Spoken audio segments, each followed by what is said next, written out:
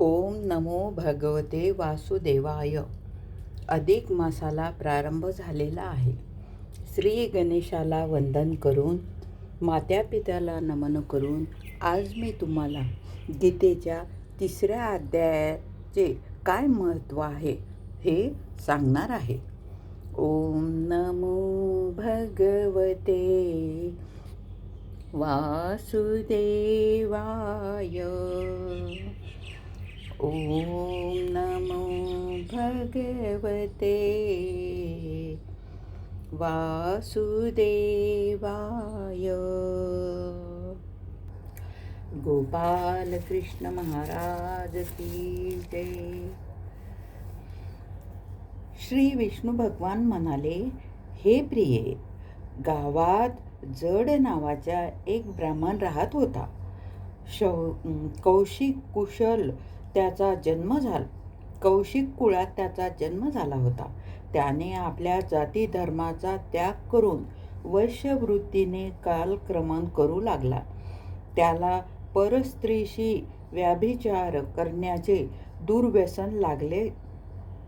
तो नेहमी जुवा खेळत असे, मदिरापान करीत असे आणि शिकार करून आपले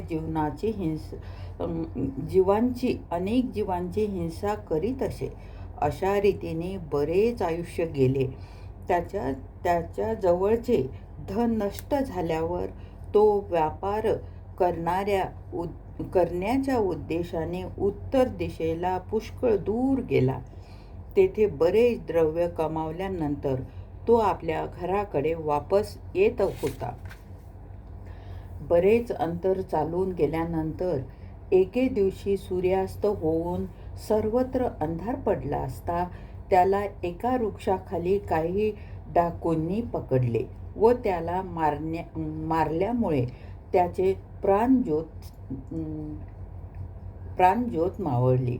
त्याच्या धर्माचा लोप झालेला होता. त्यामुळे मृत्यूनंतर तो एका भयानक प्रेतात्मा झाला. त्याचा ज्येष्ठ पुत्र होता, मोठा धर्मात्मा होता. तसेच त्याने वेद पठनही केले होते. त्याने इतके दिवस वडील वापस येण्याची वाट पाहिली, परंतु ते न आल्यामुळे त्यांना ठावठिकाणा लावण्यासाठी तो स्वतः निघाला. आपले घर सोडल्यानंतर बरेच दिवस त्याने वडिलांचा शोध घेतला. अनेक वाटसरूंना विचारले, परंतु त्याच्याबद्दल कोणतीही समाचार प्राप्त झाला नाही. त्यानंतर एके दिवशी त्याला त्याच्या वडिलाचे सहाय्यक भेटले. त्यांनी त्यांना सर्व वृत्तांत निवेदन केले. पिताजीच्या निधनाची वार्ता ऐकून त्याला फार दुःख झाले व त्याने फार शोक केला. बराच वेळ विचार केल्यानंतर पित्याच्या उत्तर क्रिया पार पाडण्याच्या उद्देशाने आवश्यक ती साधन सामुग्री घेऊन त्याने काशी क्षेत्र जाण्याचा विचार केला. रस्त्याने जात 7-8 मुक्काम पडल्यानंतर 9व्या दिवशी तो एका वृक्षाखाली येऊन पोचला. त्याच वृक्षाखाली त्याच्या वडिलाला डाकूंनी ठार मारले होते. त्या वृक्षाखाली त्याने संध्योपासना केली आणि गीतेच्या 3ऱ्या अध्यायाचे पठन केले. त्यावेळी भयानक अशी आकाशवाणी झाली. त्याने आपल्या पित्याला भयंकर स्वरूपात आकाशात पाहिले. लगेच त्याला आकाशात आपल्या समोर एक सुंदर विमान दिसले व ते विमान फार दिव्य आणि तेजस्वी होते. त्याला लहान लहान घुंगरे लावलेली होती. त्याच्या तेजाने दशदिशा उजळून निघाल्या होत्या. हे दृश्य पाहून त्याचे चित्त विचलित झाले. आपल्या पित्याने दिव्य रूप धारण केले असून ते विमानामध्ये विराजमान झाले त्याने पाहिले. त्यांनी पितांबर नेसलेला होता व मुनी लोक त्यांची स्तुती करीत होते. त्यांना पाहून पुत्राने पित्याला नमस्कार केला तेव्हा त्याने सुद्धा त्याला आशीर्वाद दिला. त्यानंतर त्याने सर्व वृत्तांत विचारला. त्यावर वडिलाने घडलेली सर्व हकीकत सांगून नंतर म्हणाले, पुत्रा, दैवयोगाने माझ्या समीप गीतेच्या 3ऱ्या अध्यायाचे पठन करून तुम्ही या शरीराच्या योगाने केलेल्या दुस्तर कर्मबंधनापासून माझी सुटका केली आहे. आता घरी वापस जा, कारण ज्यासाठी काशीला जाणार होता ते कार्य गीतेच्या 3ऱ्या अध्यायाच्या पठनाने पूर्ण झाले आहे.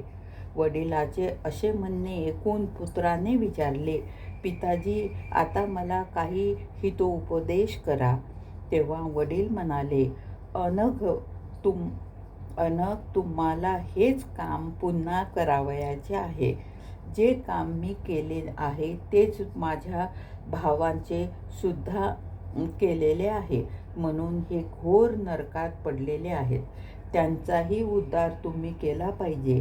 तसेच आपल्या कुळातील आणखीही जितके लोक नरकात पडलेले असतील त्यांचाही उद्धार तुमच्याकडून झाला पाहिजे.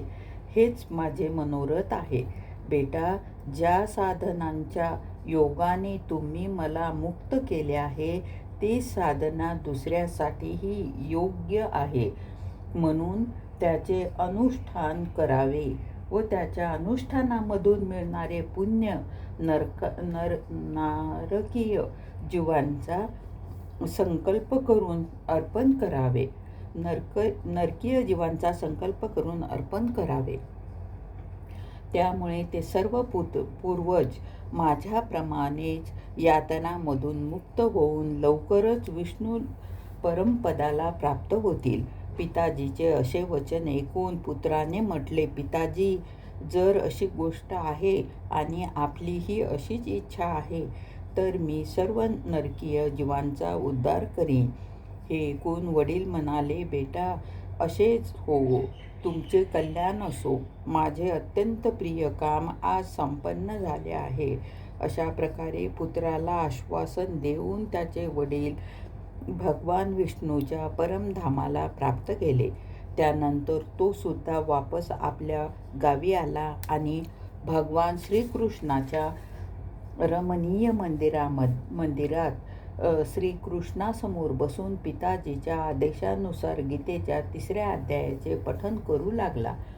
त्याने ज्या नरकीय जीवांचा उद्धार करण्याच्या इच्छेने गीतेच्या 3ऱ्या अध्यायाचे पठनामधून मिळालेले सर्व पुण्य संकल्प करून पितरांना अर्पण केले.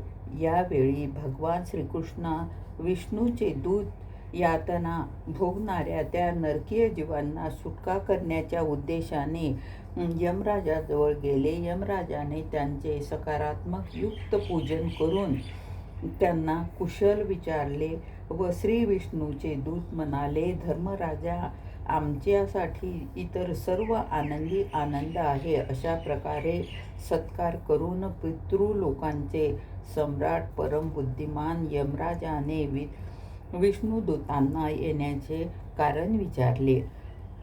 विष्णुदूत म्हणाले, यमराज, शेषशय्येवर शयन करणाऱ्या भगवान श्रीविष्णूने आम्हाला काही संदेश देण्यासाठी आपणाकडे पाठविले आहे. भगवान विष्णूचे कुशल विचारतात आणि हे आज्ञा देतात की आपण नरक यातनेत पडलेल्या सर्व प्राण्यांना सोडून द्या. परम तेजस्वी भगवान विष्णूची ही आज्ञा ऐकून यमराजाने मस्तक झुकवून तिचा स्वीकार केला. गोपाल कृष्ण भगवान की जय. उरलेले महात्म्य आपण उद्या घेऊ. ओम नमो भगवते वासुदेवाय.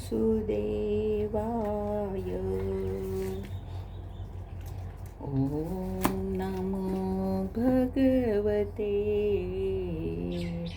वासुदेवाय.